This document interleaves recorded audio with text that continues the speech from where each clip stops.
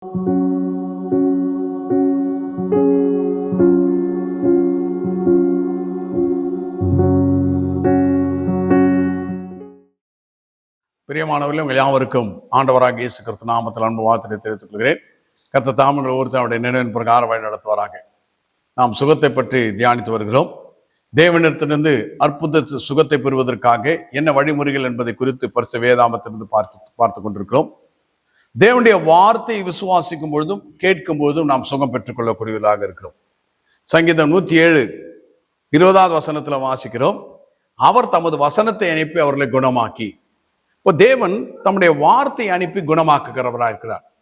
நீங்க ஆலயத்துக்கு செல்கிறேன்னு சொன்னா ஒரு நோக்கத்தோடு கூட செல்லக்கூடியவர்களாக இருக்க. எதுக்கு நீங்க ஆலயத்துக்கு போகிறீங்கன்னா உங்களுக்கு அந்த நோக்கம் தெரிந்திருக்க.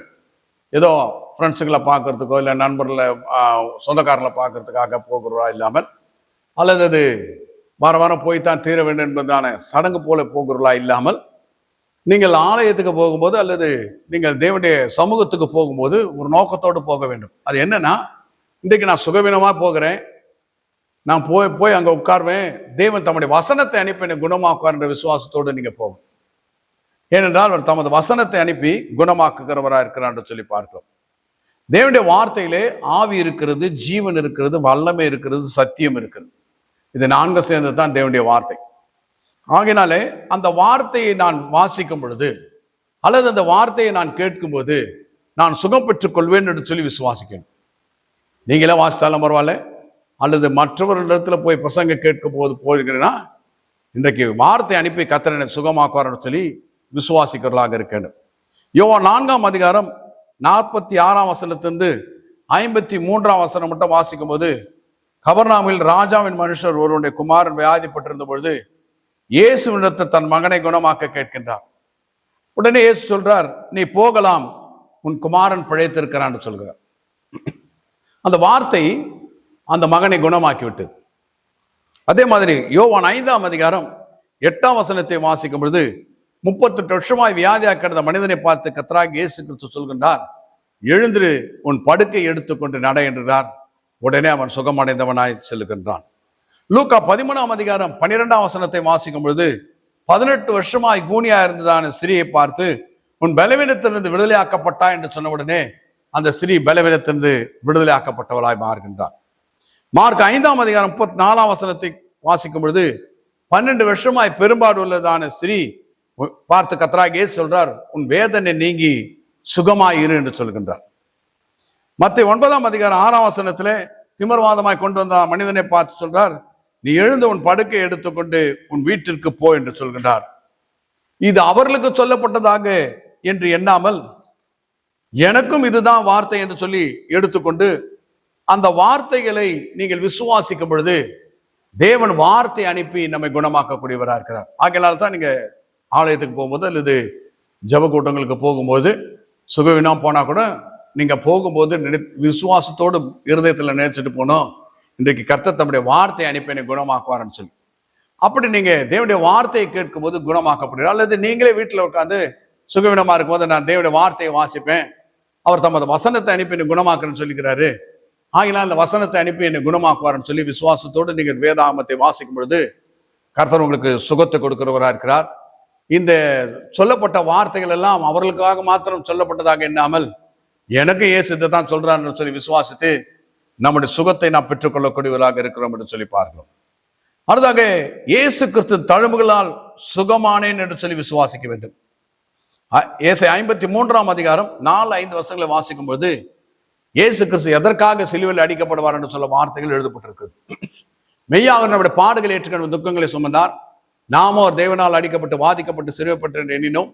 நம்முடைய மீறுதல் நிமித்தமாக அவர் காயப்பட்டு நம் அக்கிரம நிமித்தமாக நொறுக்கப்பட்டார், நமக்கு சமாதானத்தை உண்டு பண்ணும்படியான ஆக்கின அவர் மேல் வந்தது, அவருடைய தழும்புகளால் குணமாகிறோம் என்று சொல்லி ஏசாயா தீர்க்கதரிசி புத்தகத்தில் எழுதப்பட்டதான வார்த்தையின் பிரகாரமாய் இயேசு கிறிஸ்து தழும்புகளினாலே மனிதர்களும் சுகமாக இருக்க வேண்டும் என்பது தேவனுடைய சித்தமா இருக்கிறது. ஆகினால தான் 1 பேதுரு 2:24 பேதுரு விதமாக எழுதுகிறார், நாம் பாவத்துக்கு செத்து நீதிக்கு பிடித்திருக்கும்படி அவர் தாமே நம்முடைய பாவங்களை சிலுவையின் மேல் சுமந்தார், அவருடைய தழும்புகளால் குணமானீர்கள். அப்ப இயேசு கிறிஸ்து தழும்புகளினாலே நாம் குணமாகி விட்டோம் என்று சொல்லி இறந்த காலத்தில் எழுதுகின்றார்.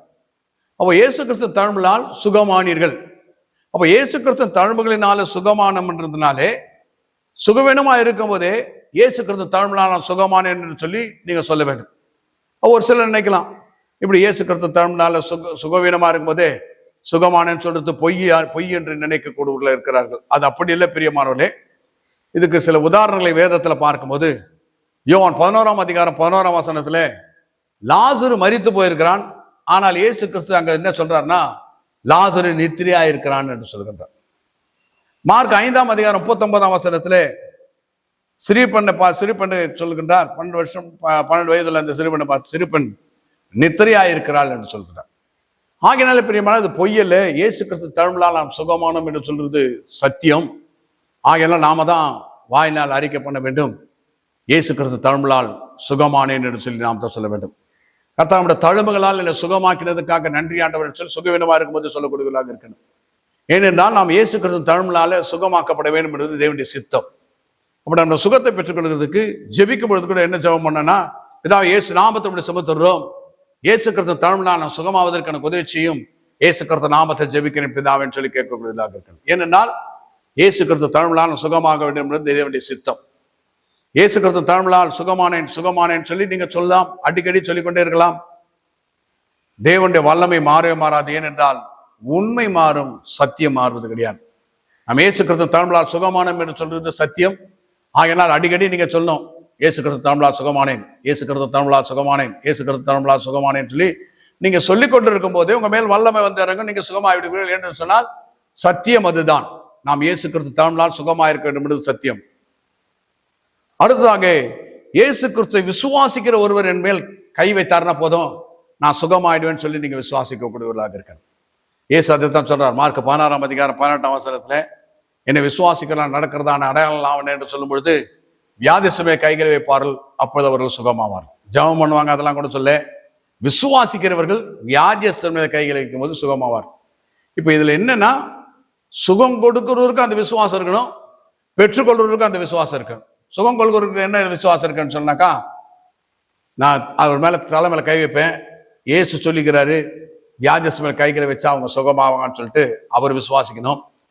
சுகத்தை பெற்றுக்கொள்ள வருவர் என்ன விசுவாசிக்கிறேன்னா, இவர் இயேசு விசுவாசிக்கிறவர், இவர் என் தலைமையில கை வச்சா நான் சுகமாயிடுவேன்னு சொல்லி இயேசு சொல்லிக்கிறாரு. விசுவாசிக்கிறவர்கள் என் மேல கை வச்சாங்களா சுகமாவேன்னு சொல்லி, அதனால இவர் இயேசு விசுவாசிக்கிறாரு, இவர் தலைமையில கை வச்சா போதும் நான் சுகமாயிடுவேன்னு சொல்லி விசுவாசிக்கணும். இந்த ரெண்டு பேருடைய விசுவாசம் ஒன்னா போகும்பொழுது சுகம் நாம் பெற்றுக்கொள்ளக்கூடியவர்களாக இருக்கிறோம் பிரியமானவர்களே. ஆகையினால தேவன் நம்முடைய சுகத்தை விரும்புகிறதுனால்தான் இத்தனை காரியங்களை நமக்கு கற்றுக் கொடுக்கிறார். எப்படி நாம் சுகம் பெறுவது என்பது குறித்து நமக்கு கற்றுக் கொடுக்கிறவராக இருக்கார். தேவன் நம்முடைய சுகத்தை விரும்புவர்கள், நாம சுகத்தை விரும்புவோம், சுகத்தை பெற்றுக்கொள்ள நாம் ஜெபிப்போம். எங்களை அதிகமாக நேசிக்கிறதான பரிசுத்தம் உள்ள பிதாவே, கர்த்தராகிய இயேசு கிறிஸ்து நாமத்தை சுமத்துறோம். இப்பொழுதும் பலவீனமா வியாதியா இருக்கிறதான ஒவ்வொருத்தருக்காக ஜெபிக்கிறேன் கர்த்தாவே. இயேசு கிறிஸ்து தழும்புகளினால் அவர்கள் இப்பொழுதே சுகமாவதற்கு நீர் உதவி செய்யும்படியா ஜெபிக்கிறேன். கர்த்தராகிய இயேசு கிறிஸ்து நாமத்தில் ஜெபிக்கிறேன், பரிசுத்தம் உள்ள பிதாவே.